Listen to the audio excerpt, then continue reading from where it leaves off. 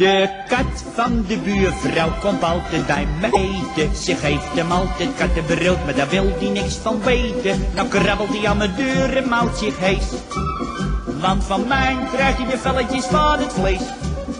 De kat van de buurvrouw komt altijd bij me eten. Want elke dag dat kattenbrood, dat heeft hij tegengegeten. Er pruttelde op mijn gastel in de keuken een hele fijne grote pan met snert. Toen hoorde ik iemand op mijn pannetje beuken. Het leek precies of erin gebroken werd. Ik keek heel voorzichtig om de hoek.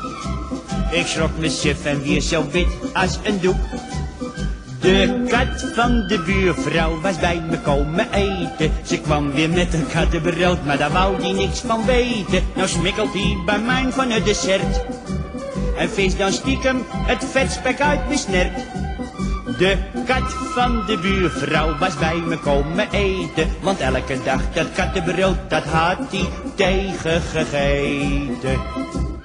En sinds die dag kwam hij steeds weer op visite. Ach, het was gezellig. En je went eraan. Ja. Maar of het nou kwam omdat het buiten zo bleef gieten, ik weet het niet. Maar zijn bakkie was al dagenlang vol blijven staan. Nou liep het ook nog tegen kerst en nieuwejaar. En je weet, dan loopt zo'n beestenleven groot gevaar. Ik was er dan ook stellig van overtuigd dat de kat van de buurvrouw ergens weer opgegeten. Ja. En nou zat zij met al het kattenbrood en zonder een kat om het op te eten. Evengoed liep ik steeds weer naar de deur en schreeuwde me hees. En bleef zitten met al die velletjes van het vlees.